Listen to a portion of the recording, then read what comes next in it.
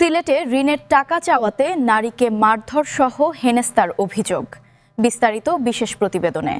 সিলেটের ঋণের টাকা ফেরত না দিতে গিয়ে একের পর এক অপরাধ সংঘটিত করে যাচ্ছেন এক যুবক। এদিকে টাকা ঋণ দিলেও ফেরত পাওয়ার বদলে উল্টো রীতিমতো লাঞ্ছিত হচ্ছেন এক নারী। নেট দুনিয়ায় আলোচনার কেন্দ্রবিন্দু এখন সিলেটের এই নারীর ঘটনাটিও। তবে অদৃশ্য কারণে আড়ালে রয়েছেন গল্পের খলনায়ক নাজিম। নাজিমের কাছ থেকে অনৈতিক সুবিধার বিনিময়ে সিলেটের কয়েকজন আইনজীবী ওই নারীকে চক্রান্ত করে ফাঁসানোর অপচেষ্টা চালিয়েছেন বলে অভিযোগ ভুক্তভোগী ওই নারীর।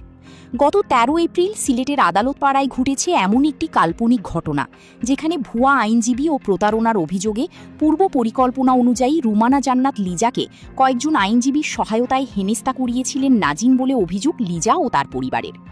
উল্লেখ্য, লিজাকে আদালতে হেনস্তা পরদিন লিজা ও তার পরিবার আইনজীবী সমিতি সাধারণ সম্পাদকের সঙ্গে যোগাযোগ করে তার বিরুদ্ধে যে ব্যক্তি প্রতারণার অভিযোগ করেছেন কিংবা লিজার কাছে টাকা দিয়ে প্রতারণার শিকার হয়েছেন, ওই ভুক্তভোগীকে তার পাওনা টাকা বুঝিয়ে দিতে ইচ্ছে পোষণ করেন লিজা ও তার পরিবার। কিন্তু অদৃশ্য কারণে ওই ভুক্তভোগীকে সামনে আনতে অপারগতা প্রকাশ করেন আইনজীবী সমিতি সাধারণ সম্পাদক বলে অভিযোগে প্রকাশ। এমন অন্যায়ের প্রতিবাদ করায় নাজিমের নেতৃত্বে লিজার উপরে অর্থকৃত হামলা চালিয়ে তাকে গুরুতর আহত করার অভিযোগ এনে কোতোয়ালি থানাধীন মদিনা মার্কেটের মৃত ছবর আলীর পুত্র নাজিম উদ্দিন নাজিম সহ অজ্ঞাতনামা ২-৩ জনের বিরুদ্ধে অদ্য ২৭ এপ্রিল শাহপরান থানায় লিখিত অভিযোগ দাখিল করেন সাদাটিকর এলাকার আহমদ আলীর মেয়ে রুমানা জান্নাত লিজা। অভিযোগ সূত্রে বিগত কয়েক মাস আগে নাজিমকে ব্যবসার জন্য ২ বারই ১০ লক্ষ টাকা ঋণ দেন লিজা এবং নাজিম সাউথ ইস্ট ব্যাংকের ৫,২৯,০০০ টাকার একটি চেকের পাতা যাহার নং ৫৮৮০৩৩২ প্রদান করেন। নাজিম কিছুদিনের মধ্যে উপরোক্ত ১০ লক্ষ টাকা পরিশোধের সময় থাকলেও সময় অতিক্রম হওয়ার পর তিনি কয়েকবার পাওনা টাকা চাহিলে নাজিম টাকা দিয়ে দিচ্ছি বলিয়া একাধিক তারিখ ও সময় ক্ষেপণ করে।